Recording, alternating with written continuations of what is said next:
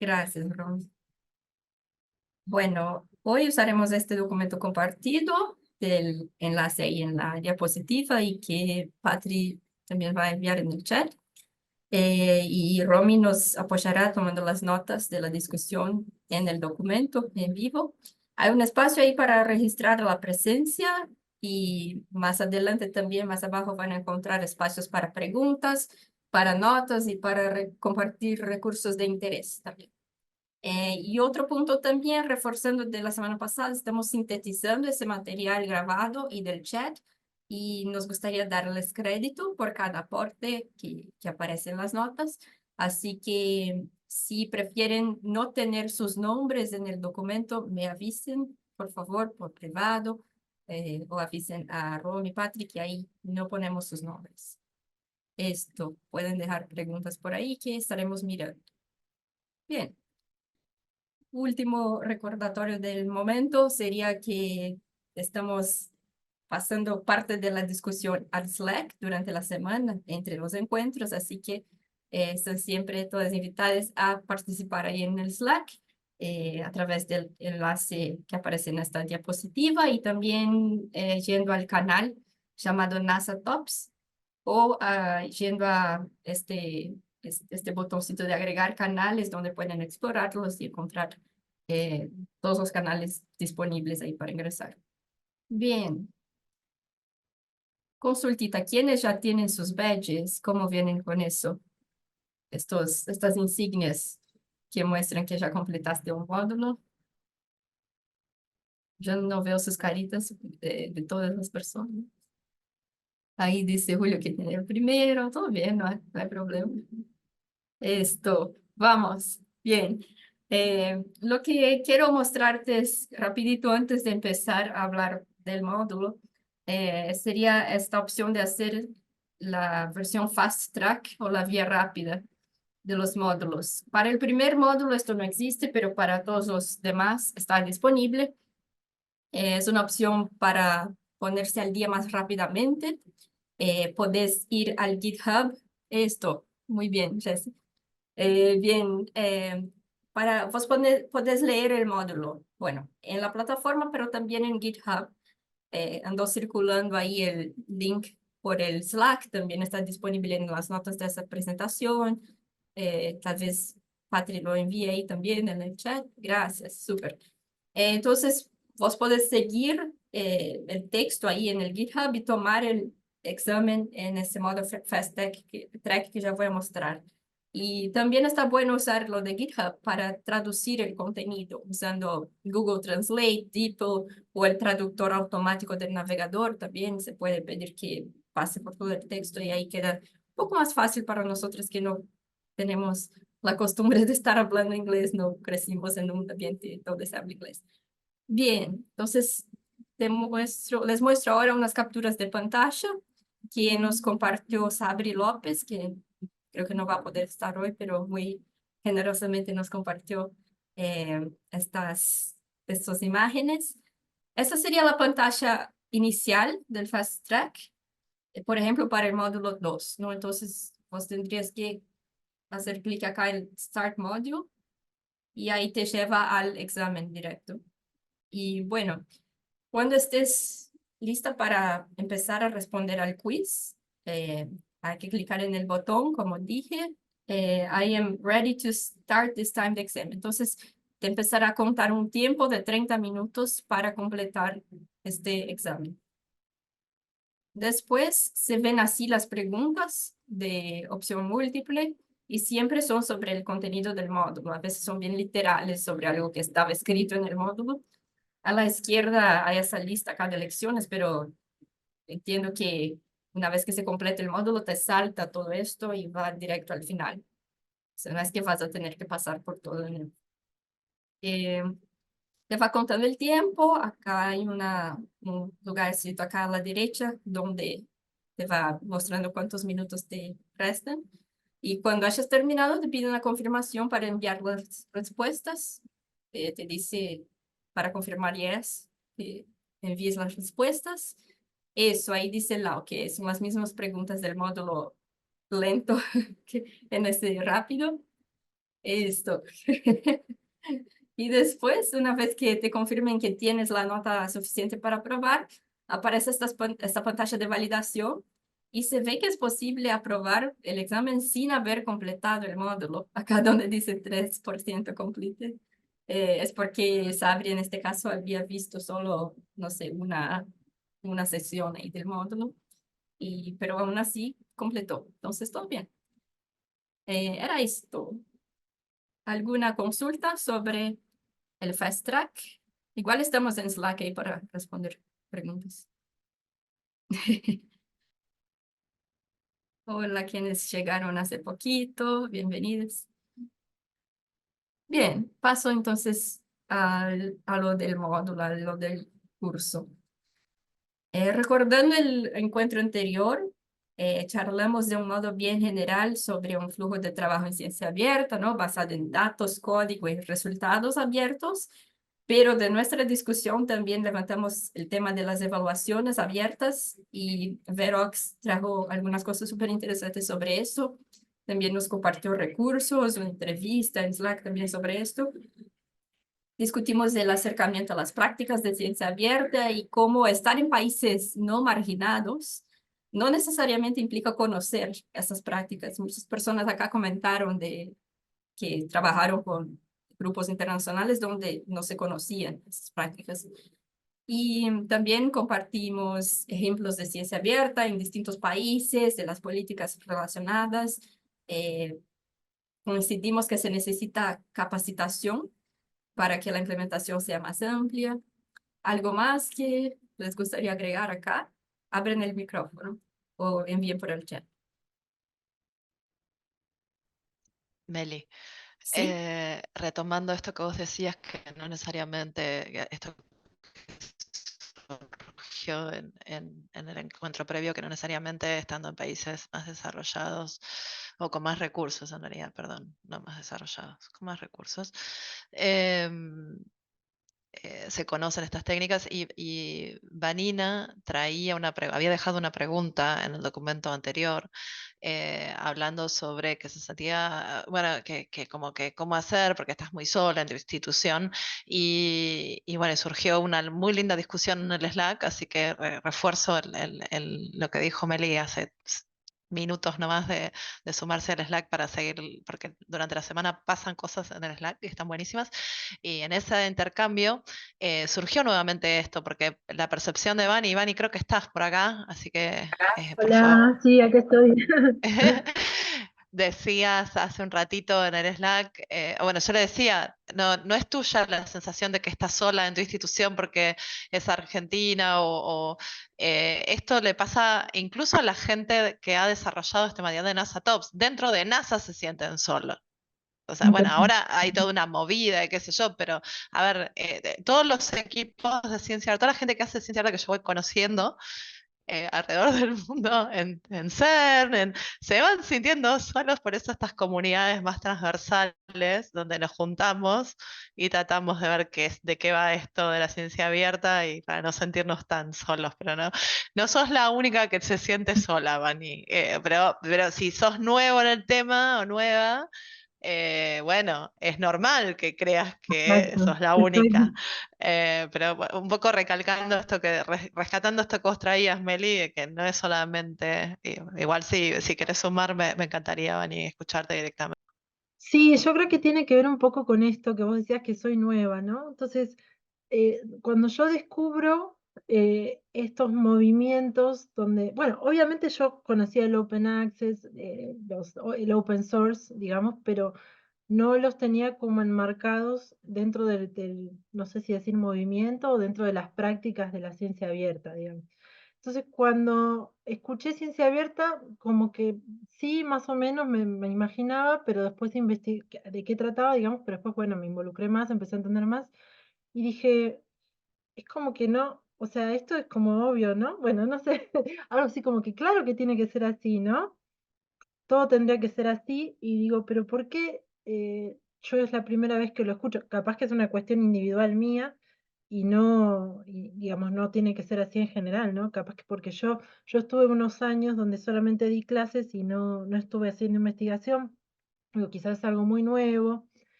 Y después cuando fui a mi instituto, como que empecé a comentar y no, vi que como que no se habla de este tema, y por ahí sí, con una compañera empecé a conversar y sí se interesó, pero en las charlas, en la conversación con mis compañeros, nunca salió como este tema y no sé, como que digo, este tema hay que llevarlo a todos lados, ¿no? Es como que tenemos que intentar hacer como que sea el estándar, pero bueno, es un poquito una utopía.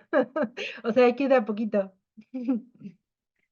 Y es trabajo de hormiguita y se espera que comunidades como esta ayuden, ¿no? A difundir un poco más estas ideas y hacerlas más adecuadas a nuestra realidad y de donde sea en el mundo. Sí, como que siento, digo, ¿por qué?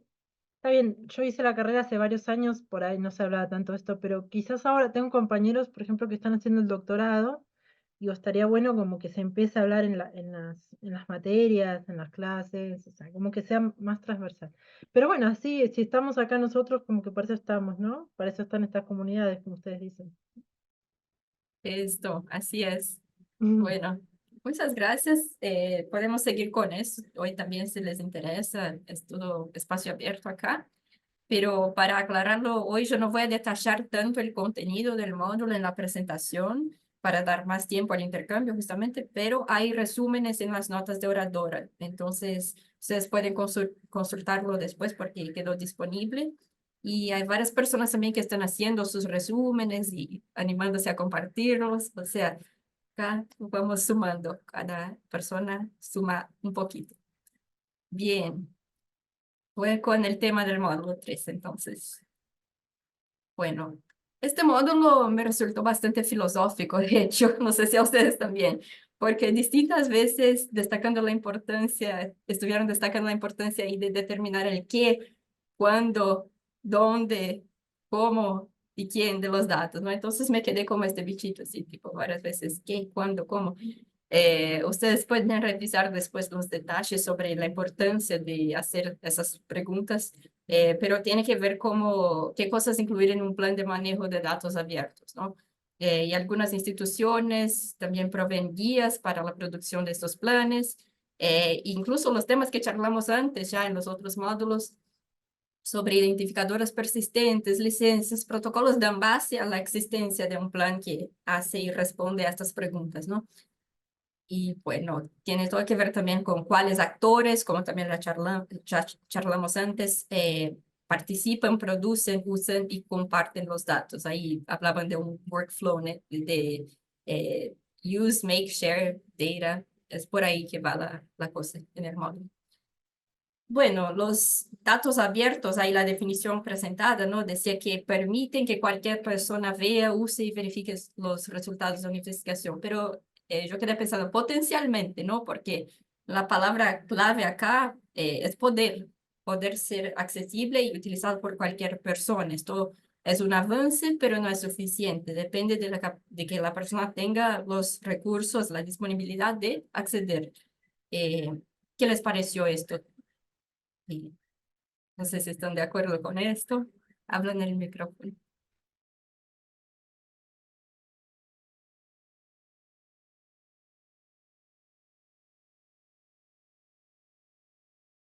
Podemos hablar después también, no hay problema, o van por el chat.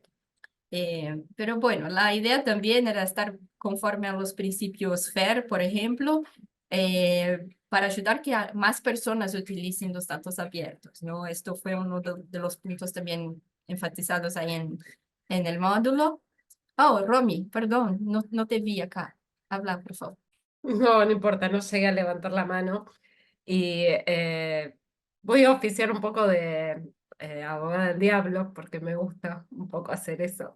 Y me voy a preguntar, leyendo los módulos y leyendo sobre todo sobre estos principios, y tal vez basada en algún prejuicio, puede ser, no lo sé. Me gustaría abrir esta pregunta. Em, Me preguntaba si desde Latinoamérica estamos acostumbradas a tejer redes, a crear redes, y de alguna manera nosotros en la práctica tenemos como esto de compartir y de la ciencia abierta más naturalizado. Y me pregunto si en los países con más recursos, esto que se está tratando de habilitar, que tiene que ver con la ciencia abierta, no tiene un poco que ver con tratar de introducir algo que para nosotros está más naturalizado y que nosotros deberíamos tal vez empezar a pensar cómo proteger los datos frente a todo esto que se está tratando de llevar adelante. Bueno, una pregunta un poco abierta, ¿no? Pero quería mencionarlo. Quiero atenta a comentarios. Van ahí con el micrófono o por el chat quienes quieren comentar, pero yo también pensaba algo similar, que en Latinoamérica el compartir me parece muy natural, así, es parte de nuestra sobrevivencia y también es parte de lo que estamos haciendo hace miles de años. No sé si Nico abrió el micrófono, alguien apareció acá. ¿No? Ahí en el chat están Eh, comentando sobre la diferencia del fair y crea. Dale la. Meli, pudo haber sido que yo puse una emoji bomba porque realmente la pregunta de Romy se metiste en un... está buenísima. Podemos hablar la siguiente hora y no vamos a terminar con eso que vos preguntaste y si estuve, o sea, y no soy definitivamente la persona. Hay personas que vinieron a este encuentro en ediciones anteriores que podrían hablar mucho más sobre esto.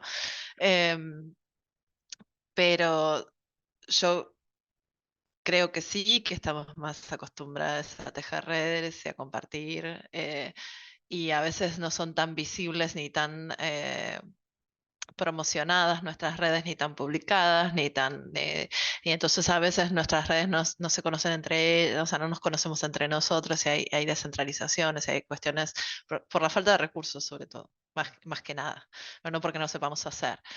Em, y esto de abrir nuestros datos y de regalarlos es el tema del momento, sobre todo por las cuestiones de la IA generativa y que es el insumo básico de esa tecnología, que ahora es el último grito de la moda, con el cual quieren generar, o sea, buscan subir los ingresos muchísimo más a algunas pocas personas en este mundo.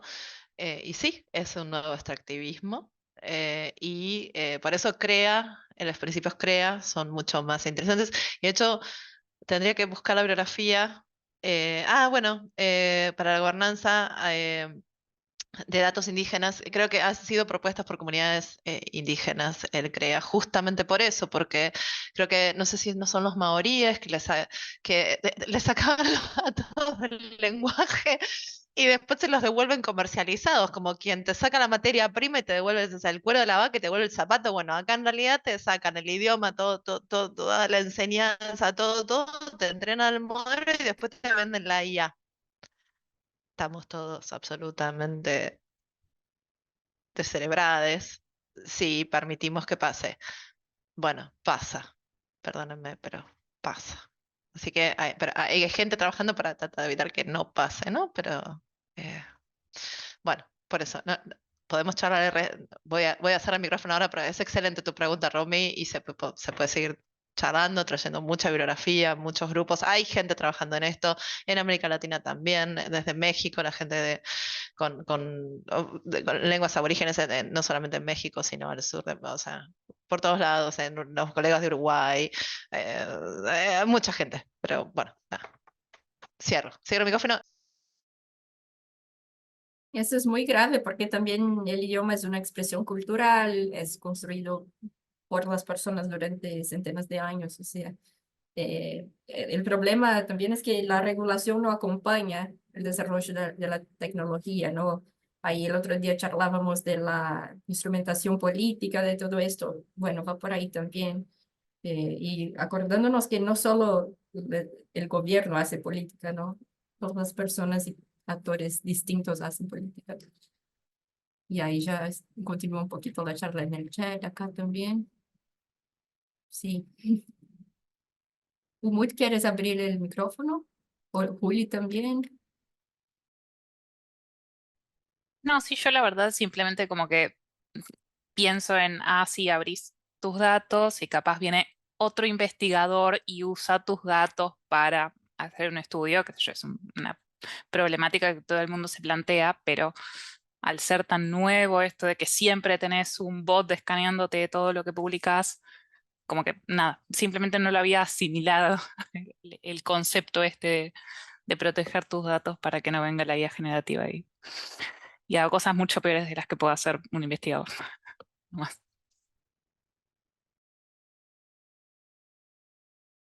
Así es. Gracias, Patri, por el link.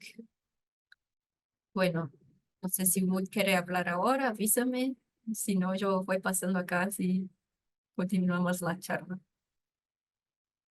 5, 4, ahí. ¿Estás por ahí? Sí, sí, estoy por acá. ¿Se me escucha bien?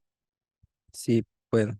Ok, Sí. bueno, yo quería comentar algo sobre los datos abiertos en las inteligencias artificiales en general. Pues la mayoría de soluciones que tienen que ver con datos abiertos han venido principalmente desde el norte global como una gran idea de que con esto vamos a crear una cuestión que realmente es beneficiosa para todos. Pero se le ha vendido como una idea para el sur global para que compartan sus datos, especialmente los datos de personas racializadas y personas que pertenecen a una etnia específica o que ven el género de manera específica, como para crear esta idea de que si comparten sus datos y crean modelos de inteligencia artificial abiertos, pues esto va a generar un bien común. Pero el punto aquí que nos tenemos que preguntar realmente es cuán seguro estamos de que eso realmente va a resultar así, especialmente teniendo en cuenta que nosotros acá no tenemos las protecciones que tiene el norte global en en lo que tiene que ver con los datos en general. Entonces, no sé cuál conveniente sea que nosotros realmente compartamos todo eso y especialmente en los contextos de poblaciones tan vulnerables como las racializadas, las que pertenecen a distintas etnias o distintos géneros. Entonces, yo todavía estoy ahí planteándome eso porque eso es lo que yo voy a empezar a trabajar ahorita que en mi doctorado, entonces estoy diciendo, ¿cómo hacemos que para que esa compartición de datos en un marco de ciencia abierta sea totalmente segura y realmente beneficiosa para todos? Porque si no, si no, de nada vale la pena que partamos de principio de datos abiertos si realmente no va a beneficiar a esa población que se supone que debe hacerlo. Entonces, eso. Gracias. Muy importante que estés estudiando esto y por favor sigue compartiendo ahí lo que encuentres, lo que produzcas. Gracias. Sí, ahí nos recuerda Julio que habla sobre el módulo sobre datos sensibles, cómo abordar comunidades vulnerables, ¿no? O sea, ahí lo menciona esto en el módulo, es un tema mucho más complejo, mucho más profundo que esto, ¿no? Pero al menos quedó ahí como mención. Eh, y bueno, solo para seguir acá, también otras cosas que aparecieron ahí es que los datos deben ser descritos con metadatos, con información de licencia, autoría, citación, cómo encontrarlos, procesarlos, historial de versiones, todo eso son mecanismos que pueden ayudar un poco justamente con estos temas de proteger a las poblaciones, a la autoría, a quien participó de algún modo de la producción de estos datos en un modo primario, por ejemplo. O sea, son mecanismos que está bien que los difundamos y veamos si se adecuan a nuestras necesidades de incluso protección de las poblaciones que, bueno, básicamente se están extrayendo sus informaciones. Bueno, acá esta diapositiva también tal vez hable con esto, ¿no? Que hay maneras responsables de compartir los datos. Yo dejé ahí linkeados dos recursos que pueden ser de interés, un selector de licencia y un otro también que te ayuda a elegir la licencia para tus datos o software, lo que sea. Eh, Está también la opción de no compartirlos, tal vez esa sea una solución preferida por el grupo de personas que está involucrado con esos datos, o la institución o la organización. Y bueno, la documentación también es un modo de dejar registrado todo esto que tiene que ver con la producción, el proceso de producción de apertura de los datos, la importancia de seguir los formatos abiertos y todo esto. Hay más detalles de eso en las notas de orador, como les dije. Y estos recursos que estoy linkeando también abajo de las imágenes acá son bien interesantes. Este manual es de una organización, déjame ver acá, Asuntos del Sur, y acá es Spooky Data también de SocialTIC, y también yo encontré por ahí algún material del gobierno de Uruguay, que está muy interesante también.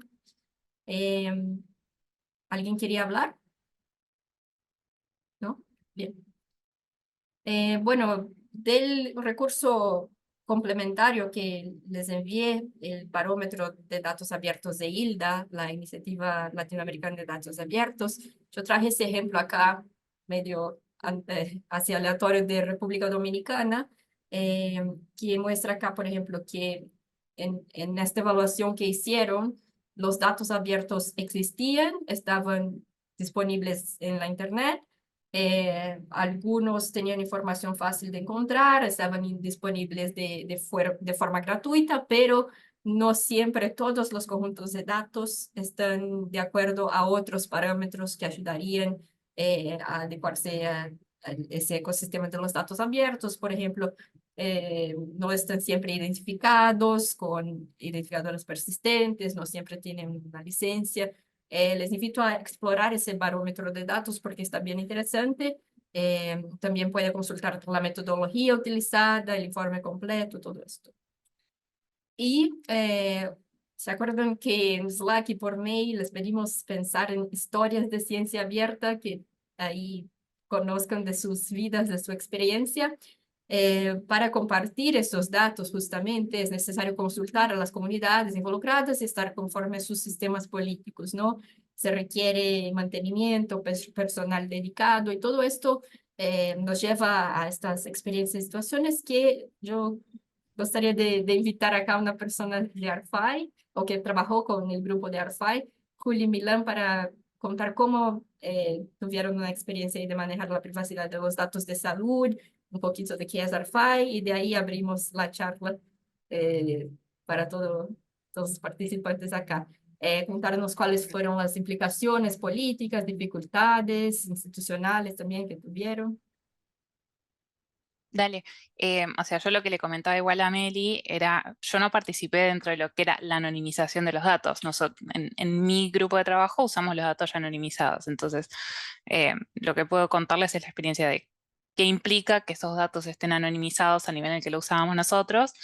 Eh, por ejemplo, obviamente no teníamos los nombres de las personas, perdón, nosotros trabajábamos con datos de historias clínicas, ¿sí?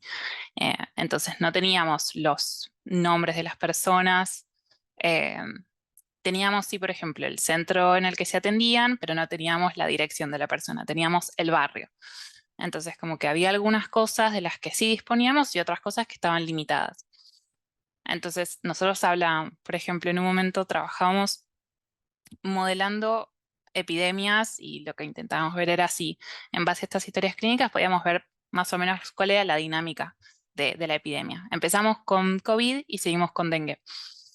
Y, por ejemplo, con dengue sabemos que es importante la forma en la que se propaga, con dónde es que vive la persona, con la manzana en la que vive, con un montón de cosas súper específicas a las que no podíamos acceder por una cuestión de anonimizar los datos, porque si en una manzana tenés 400 personas viviendo, podés capaz dar la localización de la manzana. Si estábamos, por ejemplo, en La Rioja, como estamos nosotros, teníamos que en una manzana capaz vivían, no sé, 10 personas. Entonces ahí como que ya empezás a limitar, por más que no tengas el nombre, por más que no tengas el DNI de la persona, empezás a limitar mucho más y como que ya deja de anonimizarse algo que está anonimizado. Entonces, nada, como que ese es el tema, supongo que lo que hay que poner en la balanza de cuánto sirve este análisis que queremos hacer en relación al acceso que tenemos a estos datos, ¿no? Pero bueno, no sé si Lau quiere agregar algo más. Ese es desde mi perspectiva, desde lo que trabajamos nosotros y cómo la implicancia que tiene la anonimización de estos datos, que son súper sensibles, o sea, no es un dato, son cosas muy específicas de cada persona. Prometo que yo no sabía que estaban usando este ejemplo y que puse lo de la historia que querría compartir, si tengo que compartir una, es mi participación en ARFAI. Sí, Juli, hay algo que o sea, en general en ARFAI yo sí trabajé en el equipo de anonimización y según íbamos trabajando, sí, la palabra es anonimización por de-identificación. Y ustedes dirán, ah, te estás poniendo finita acá, pero ¿cuál es la diferencia? Y la diferencia es que en realidad no hay ningún tipo de algoritmo que eh, nos asegure que los datos, por más que hagamos lo que hagamos, van a estar anonimizados de verdad. Y María sonríe porque también trabaja con datos de salud, ¿no es cierto, María? ¿Es eso? Bien, ella acuerda conmigo. Así que cuando les digan tus datos de salud están anonimizados, ustedes les pueden ir a decir, y hay referencias de la literatura científica que dicen, no, siempre existe una probabilidad en que me podés verificar. Así que, ojo con eso. Y empezamos, o sea, el financiador de ARFAI es el IDRC de Canadá y siempre pidió que esto fuera siempre abierto y todo era abierto y tenía que ser todo abierto. Se darán cuenta que no abrimos ni medio datos de salud, de historias clínicas de nadie. Y además los identificamos para trabajar internamente y tuvimos guardadas hasta 18 llaves en realidad, porque eran las historias clínicas de las personas de la provincia de La Rioja, de alguno de nosotros andaba por ahí, no queríamos eso. Así que yo estoy con Te estás trabando un poco, pero problemas de audio y video, de todo. Bueno, eh, sí, mi conexión es un desastre, perdónenme. Eh, joder, qué lindo, no sé la internet. Bueno, entonces, pero María también trabaja con datos, no quiero mandar a nadie al frente, pero hoy Marilina también trabaja con datos de salud y capaz que se encontró con problemitas para hacer ciencia abierta con datos de salud, ¿no? Total, total, total. Sí, al día de hoy yo trabajo en un hospital acá en Barcelona y al día de hoy todavía tenemos que andar discutiendo de que nos obligan a compartir nuestras claves para mirar historias clínicas, todo muy, muy turbio, sí, como que cuesta todavía ponerse ahí de que, che, esto no. Así que, pero bueno, hay mucho escrito, esto creo que ya lo comenté en otras reuniones, mucha, mucho escrito, pero después en la práctica creo que ahí está el gran desafío de, de llevarlo. Y me parece que el tema de salud es bien recurrente porque, bueno, tiene datos muy, muy, muy críticos y también muy útiles para la participación, para, bueno, la planificación gubernamental. María. Sí, quizás de mi lado yo trabajo con datos de salud de la ciudad de Buenos Aires y quizás puedo reponer más, trabajo en el sector público, en áreas de gobierno, o sea, las enormes dificultades que hay incluso en cuanto a la alineación interna de, bueno, qué nivel de riesgo de identificación, de filtración de los datos, hay un montón de problemas teóricos solapados que es un poco difícil de desentrañar y pasar en limpio al intercambiar con otras áreas que pretenden obtener datos. Y cuando justamente tu preocupación es preservar la privacidad con base de datos enormemente sensibles, no es un asunto sencillo y lleva muchísimo tiempo, digamos, terminar generando reglamentaciones, digamos, para que todo el mundo esté alineado en cuanto a por qué compartimos o más bien no compartimos determinados datasets, variables, etcétera, de tal o cual manera. Pero no es un asunto sencillo y como Laura dijo, como sumando las malas noticias, es un asunto dinámico también, ¿no? Pueden disponibilizarse datos que en un momento no sean reidentificables, pero luego con tal o cual avance o con otras bases disponibilizadas por otros actores sí lo sean, así que es un tema espinoso.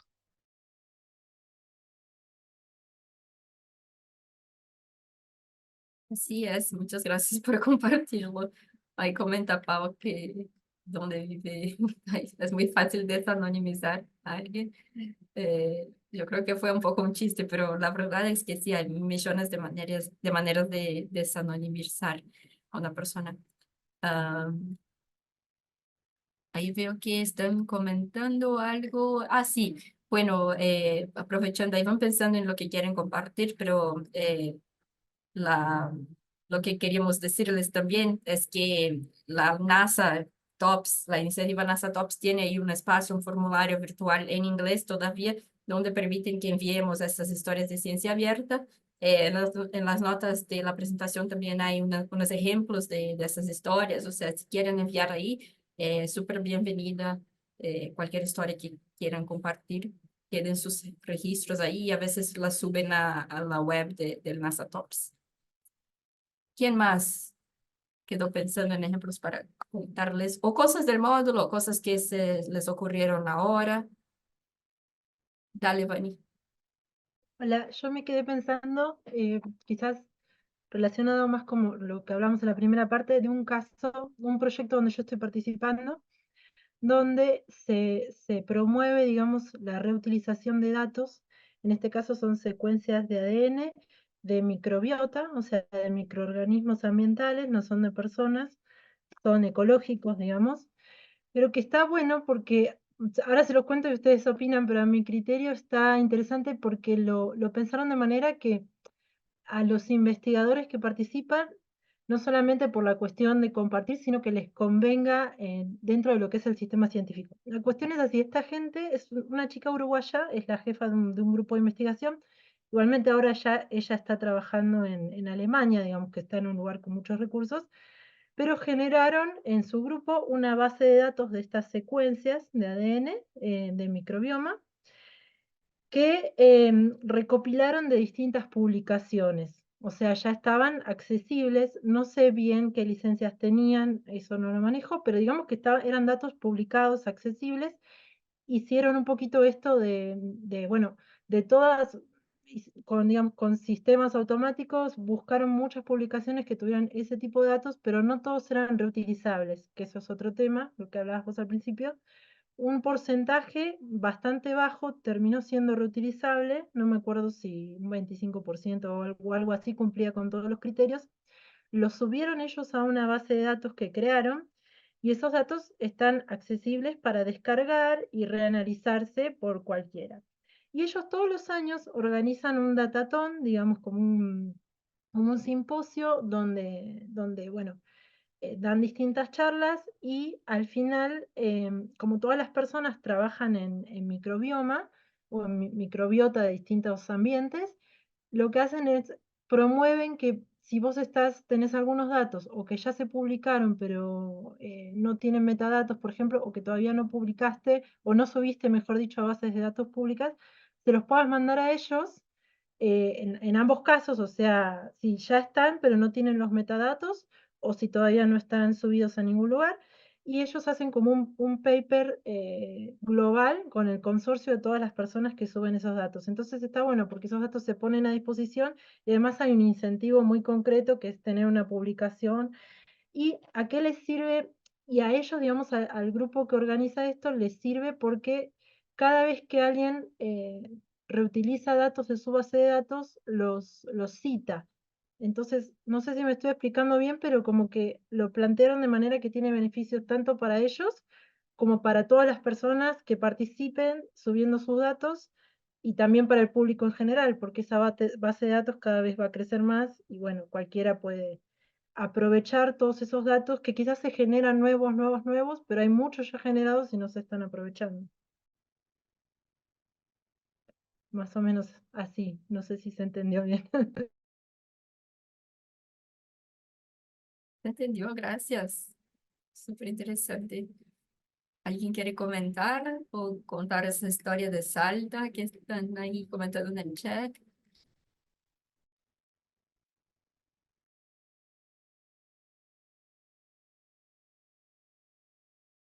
Y yo me quedo pensando también mientras ustedes hablan Si querés que no contar la callamos historia de en... Salta, Ay, estás un poco otra vez, robótica, Lau. Sí. otra vez. Sí. Dale, intenta Hoy hablar. ¿Así se escucha bien? ¿Mejor? Ahora sí, a ver. Sí. Eh, Sin video.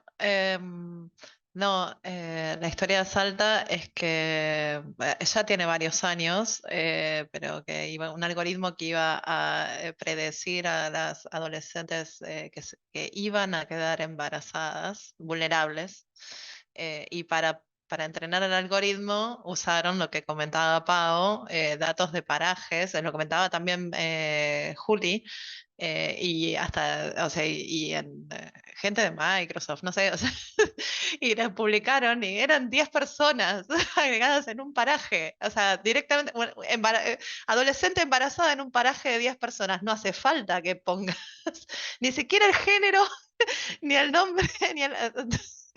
y nadie se dio cuenta.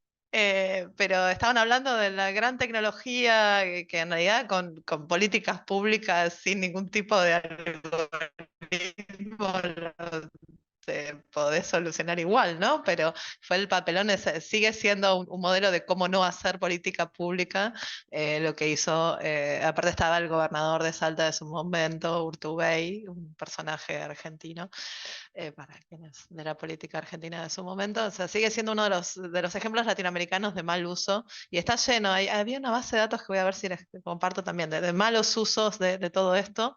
Eh, el artículo ahí que compartí habla de cómo a veces están bien tipificados los tipos de datos sensibles, los tipos de datos personales y cuáles son.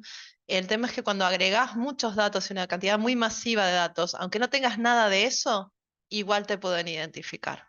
Entonces hay que tener, o sea, porque te cruzan las telecomunicaciones con la geolocalización y te identificaron igual.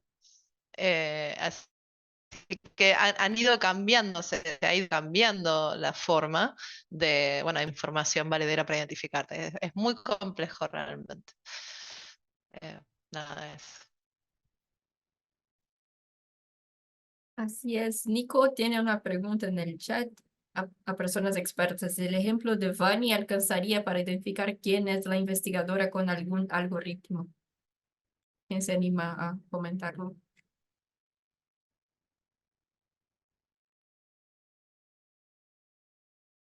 O la propia Vani.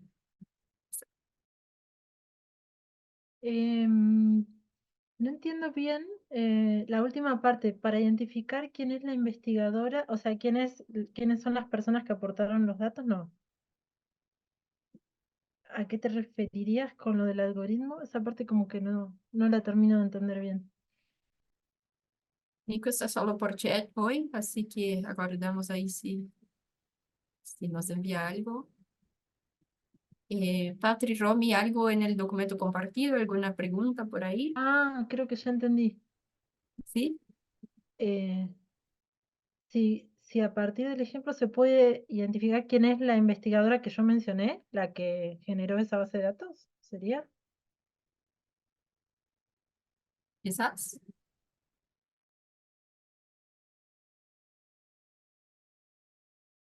Bueno, asumamos esto hasta que Nico diga lo contrario. Gracias, Patri. Dale, Karina.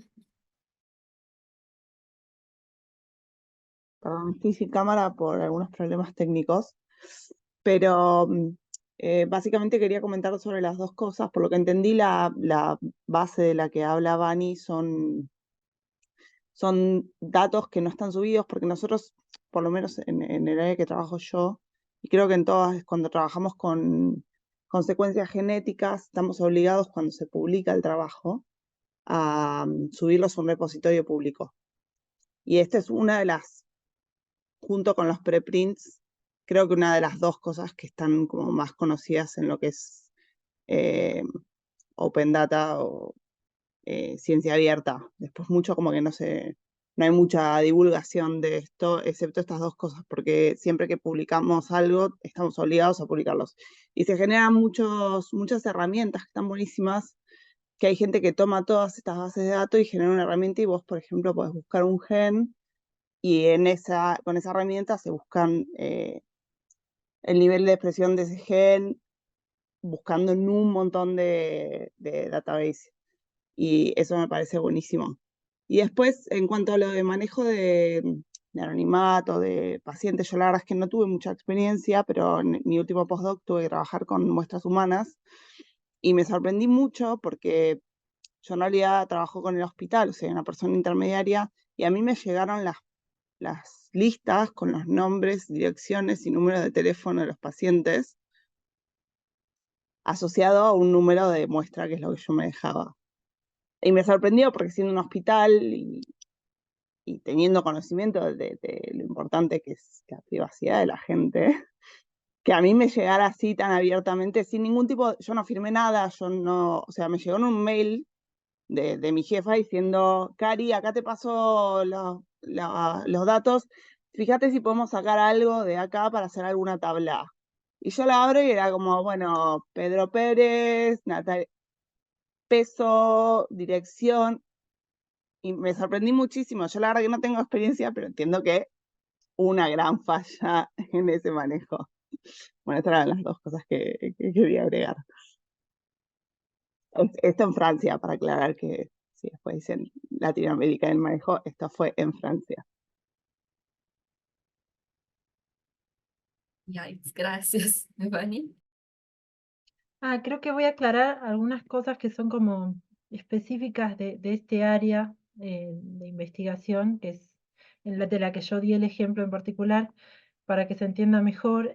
Como decía Karina, no recuerdo si es obligatorio, pero sí, en muchas revistas cuando vos publicás algo de secuencias de ADN, tenés que subir sí o sí esas secuencias a bases de datos como el NCBI. No estoy segura si siempre te obligan, pero es algo que normalmente hay que hacer para poder publicar, ¿no? No recuerdo, creo que no, cuando lo subís al NCBI yo no lo hice, entonces no recuerdo, pero creo que ya son públicos. No sé si pones alguna licencia, creo que ya directamente son públicos. Lo que pasa es que a veces lo más importante también son los metadatos, porque si vos tenés solamente las secuencias que vos podrías analizar por diferentes métodos y no las tenés asociadas a un buen contexto, a unos buenos metadatos, como que esas secuencias justamente no van a poder ser reutilizadas por otras personas, ¿no?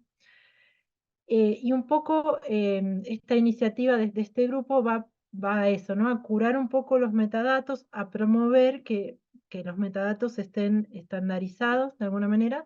Y este como congresito o simposio que ellos organizan, que se llama Datatón, eh, enseña, digamos, a cómo hacer eso para que esos datos se puedan usar y te motiva a que vos, si tenés datos ya subidos que no tienen buenos metadatos, o bien si todavía no los subiste o los estás por subir, se los mandes a ellos para que ellos te dan una tablita más estandarizada donde vos tenés que completar, entonces quedan bien estandarizados esos metadatos de tus secuencias.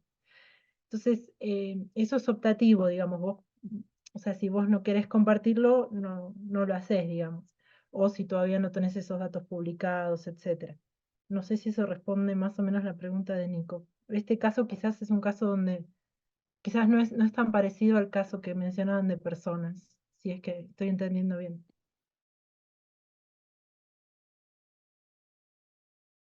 Súper, gracias. Perdón por interrumpir la discusión, pero recordarnos que ya es casi la hora, así que como es tradición, les pido que por favor llenen la encuesta de devolución final sobre este encuentro, que está disponible el enlace en el documento compartido, en la presentación y ahora en el chat también. Gracias, Patri. Pero bueno, seguimos charlando, si les parece. Quienes tienen que salir, claro que no hay ningún problema. Lau preguntó a Cari si fue antes o después de la GDPR. Ahí lo vi. Ujú. Estaba tratando de responder, se me corría el chat. Esta gente, por lo que hasta donde yo sé, a mí me llegó la tabla, yo tengo las muestras, las proceso, yo laboratorio, o sea, no tengo ningún contacto con el hospital. Se tienen los consentimientos informados de todos los pacientes. Si a eso te referís, fue después de esto. Pero esos datos deberían ser manejados por el médico que los obtiene, y a nosotros nos tendría que llegar la muestra con un número nada más. Lo que pasa es que el médico le pasó la tabla a mi jefa y mi jefa me pasó la tabla a mí. Yo creo que, o hasta donde entiendo por lo menos, yo nunca debería haber recibido una tabla con tanta información personal. No, pero esto fue en este último año, hace 2 años o hace 15 años. Ah, ok, no, fue este año. Ah, no, entonces fue después. GDPR son las normas de confidencialidad que no podés compartir ni medio mail. Son normas súper fuertes que han Claro, hecho pensé que me cambiar estabas. toda la colección de datos personales en todas las webs de toda Europa. Viola muchas leyes lo que ha pasado, lo que te ha pasado a vos. Desprendete muy rápido de esos datos. Pensé que me estabas preguntando si era antes o después de los. No, sí, fue en el último año.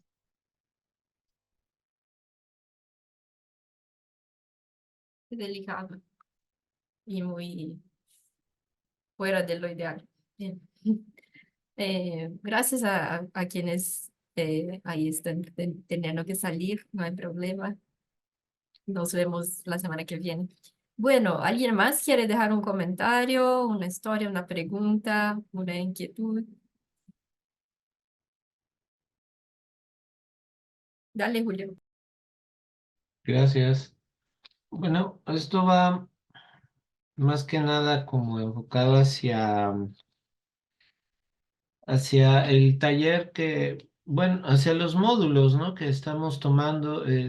Creo que me hace falta como comprender cómo se ligan estas charlas con los módulos. Un poquito creo que ya fui agarrándole el paso, ¿no?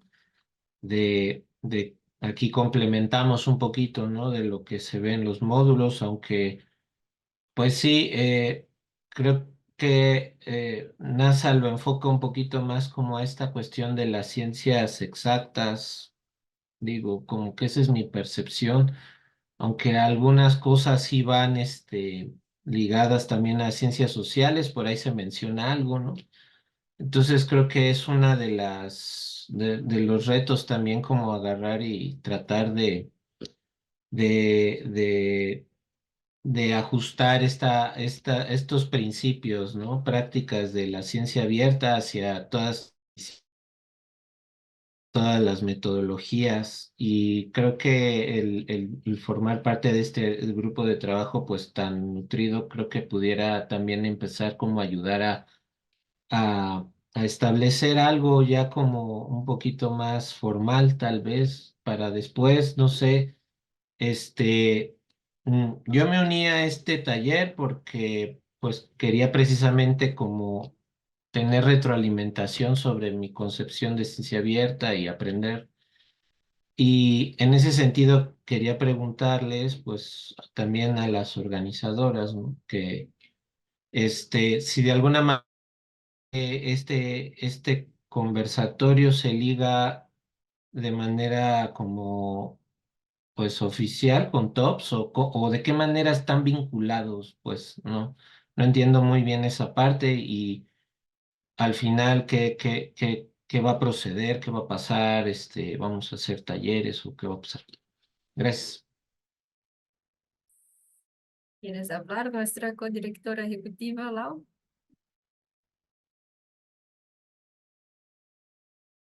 Bueno, si salgo muy borracha me avisan. Gracias. Julio, excelentes preguntas. Si no lo hemos aclarado, se ha convertido en un conversatorio, como vos bien lo nombraste. Es un grupo de acompañamiento, por ahora es un grupo de acompañamiento al hacer estos módulos por nuestra cuenta.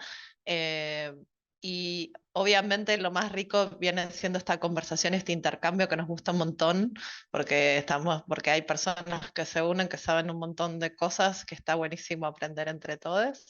y que no están en los módulos. Entonces, es mucho más divertido porque por lo menos mi punto de vista de los módulos es que es como una colección de recetas al final. Y leer una receta de cómo hacer ciencia abierta sin hacerla, como decís vos, Julio, es medio aburrido. Es como agarrar la receta de un pollo al horno y leerla de corrido sin cocinar el pollo y no comértelo tampoco. O sea, no hay nada más, A ver, con esto no los quiero desmoralizar, está bueno leer los módulos, ir ganando los baches para ir viendo de qué va. eh, pero vienen otras cosas.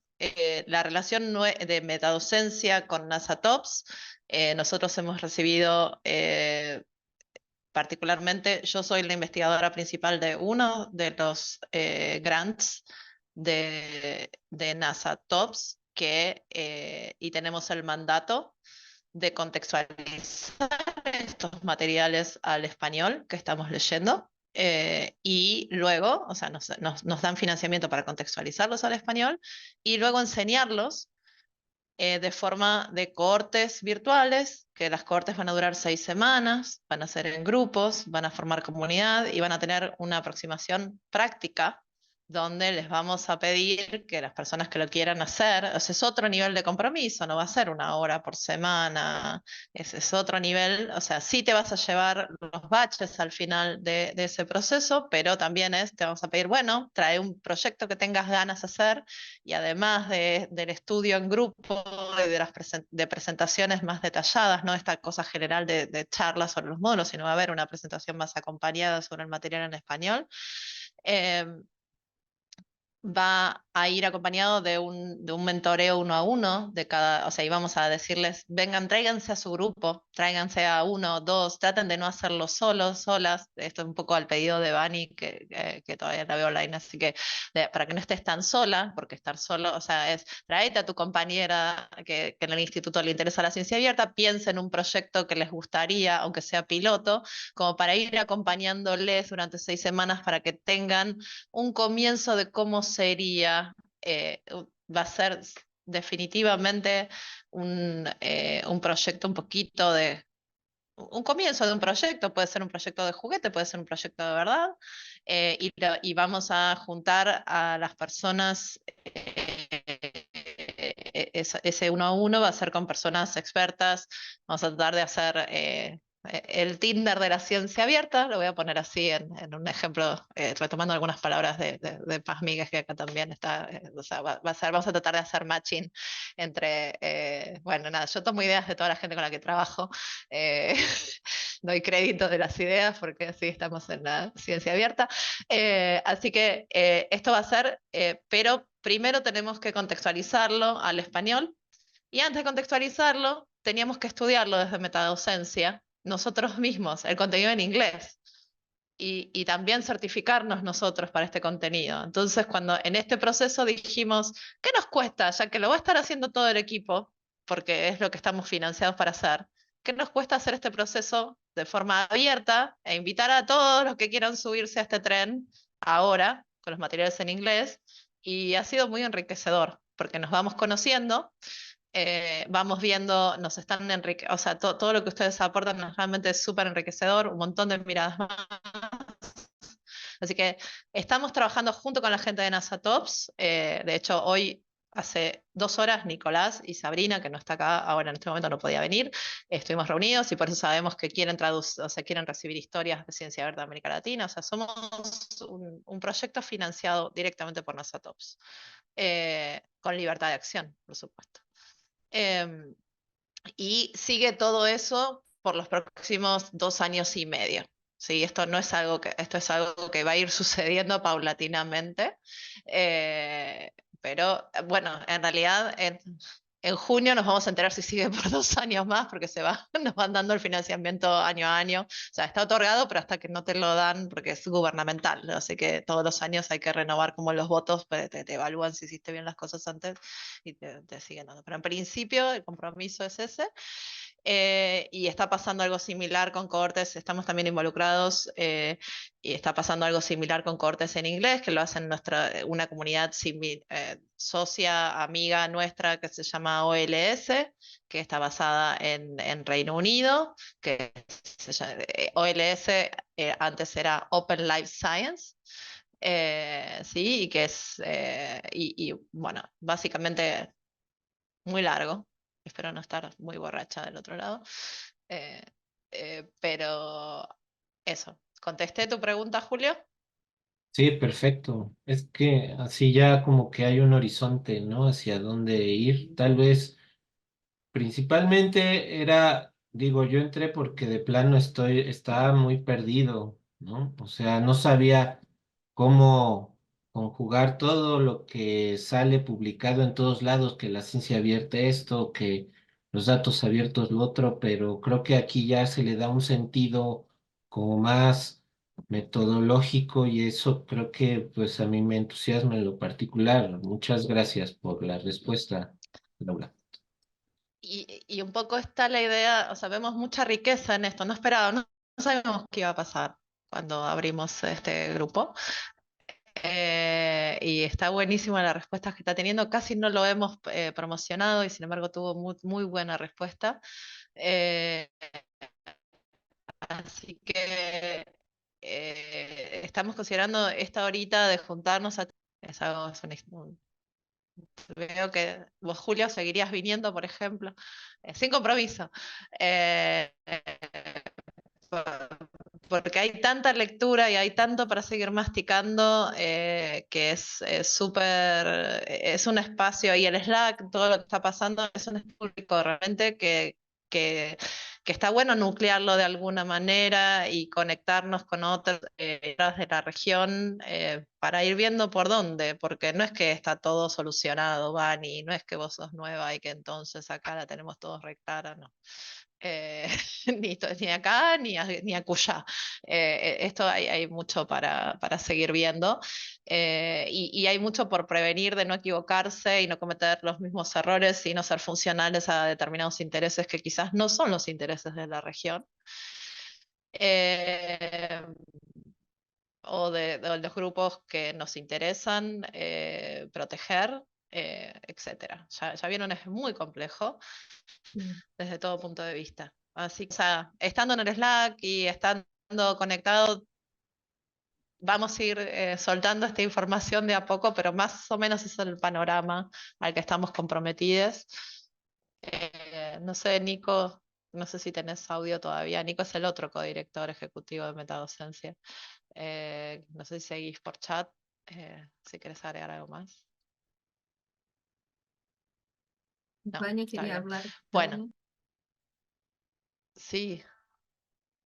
No, yo nada más quería, de los comentarios que yo había dejado en el Slack, como que digamos, a medida que comentaba, como que eso te va haciendo reflexionar y vas como entendiendo más, ¿no? Hacia dónde va ese hilo de pensamiento y a mí por lo menos me sirve como saber que tener conciencia de que hay mucha gente, bueno, esto que digo, a la medida que lo digo me parece obvio, ¿no?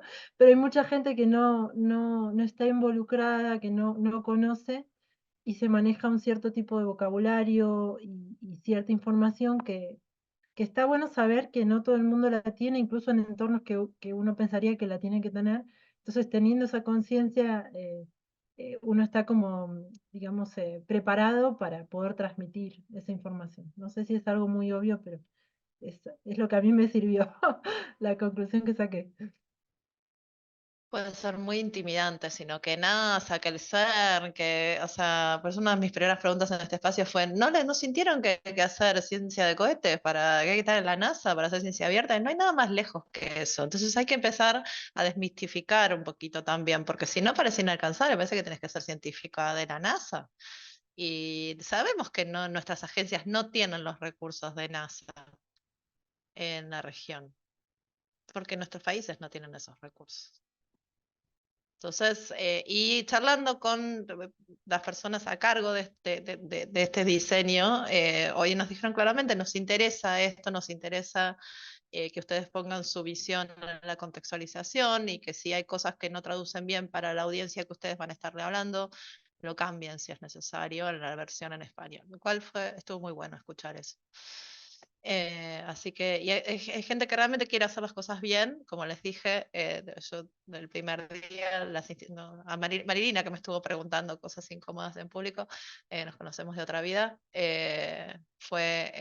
son en las instituciones no, pero en las personas sí, estas personas lo están pensando bastante bien.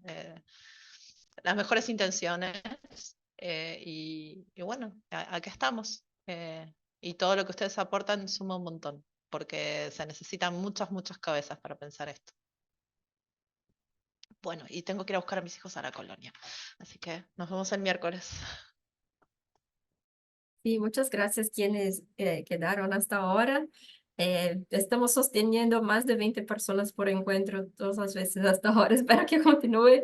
Y no son todas del equipo de metadocencia o del proyecto Pollen. Son también personas que no nos conocían y que está súper bueno que ahora participen y traigan sus perspectivas. Así que solo agradecerles y volvemos para el encuentro 4. La semana que viene, misma hora, mismo bat local, ¿ok? Bien, Buenísimo. ¿alguien? Gracias. Gracias. Chao. Chau, chau. Gracias. Chao. Ustedes. Chao.